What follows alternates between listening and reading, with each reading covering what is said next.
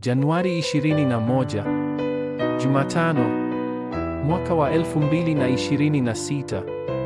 Utukufu wa Bwana ukatokea katika hema la kukutania. Hesabu 14:10.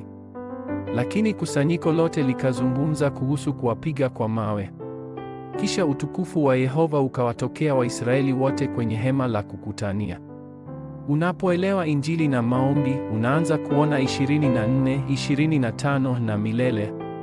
Kuingia Kanaani ulikuwa mpango kamili wa Mungu, na mpango huo haukubadilika kamwe. Wapelelezi kutoka katika makabila 12 walichunguza nchi ya Kanaani, lakini 10 kati yao walisema haiwezekani kuingia. Wengi wa Waisraeli waliacha kuamini, lakini Yoshua na Kalebu walitoa ripoti tofauti. Wao ndio waliona masaa 24. Nchi ya Kanaani ilikuwa ahadi ile ile ambayo Mungu alimpa Ibrahimu, Yokebedi na Musa. Mungu alimwambia Musa awaongoze Waisraeli kutoa dhabihu ya damu, na akaahidi kuwa pamoja nao kwa mkono wake wenye nguvu. Katika Hesabu aliamuru yale makabila 12 yahesabiwe tena na kumiliki kikamilifu maeneo 12. Vivyo hivyo, jibu la uinjilisti wa ulimwengu huanza kwa wale wanaoona masaa 24. Hili ndilo jibu la 25. Moja, utukufu wa kutoka masaa 25. Miujiza 10 ilitokea kwa Musa ambaye alishikilia agano.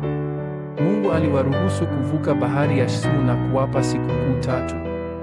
Ndani ya sanduku la agano mlikuwa na nakala za mawe ambazo hazibadiliki kamwe, chupa ya mana na fimbo ya Haruni iliyochipuka. Mungu alienda pamoja na Waisraeli katika safari yao kupitia nguzo za wingu na moto. 2. Utukufu wa Kanaani masaa 25. Makabila 7 na wafalme 31 wa Kanaani walipoteza ujasiri wote baada ya kusikia uvumi wa kile ambacho Mungu alikuwa amefanya. Kila shida unayokabiliana nayo sasa ni kuvunja nguvu za giza. Kwa hivyo, Kanaani ni nchi inayotiririka maziwa na asali, nchi ya ahadi na nchi ambayo tayari umepewa. Haijalishi wengine wanasema nini, wewe ndiye mhusika mkuu wa uinjilisti wa ulimwengu kwa sababu huu ni mpango wa Mungu. 3. Kutokuamini masaa 25 na imani masaa 25. Kuna kutoamini masaa 25 na imani masaa 25. Tofauti kati yao ni jibu linalochukua miaka 100 hadi 1000. Asilimia 99 ya Waisraeli walitilia shaka walipoiona ngome ya Anaki, lakini ushindi ulikuja kupitia asilimia 1 walioshikilia agano la Mungu. Utukufu wa Bwana ulionekana hekaluni na kuwalinda Waisraeli wakati wowote matatizo yalipokuja.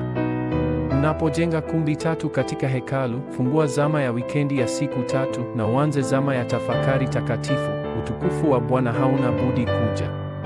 Sanduku la agano na patakatifu pa patakatifu vilikuwa ndani ya hekalu. Patakatifu pa patakatifu ndipo nguvu za kiti cha enzi zinawekwa. Ombi la agano. Mungu Baba, nisaidie kuwa ndani ya mpango kamili wa uinjilisti wa ulimwengu ambapo hakuna mtu anayeweza kuzuia. Nisaidie kurejesha kumbi 3 ambazo zimetoweka kwenye uso wa dunia. Ninaporejesha zama ya wikendi ya siku 3, nisaidie kuokoa wazao na kazi za uponyaji zitokee kupitia zama ya tafakari takatifu. Katika jina la Yesu Kristo ninaomba. Amen.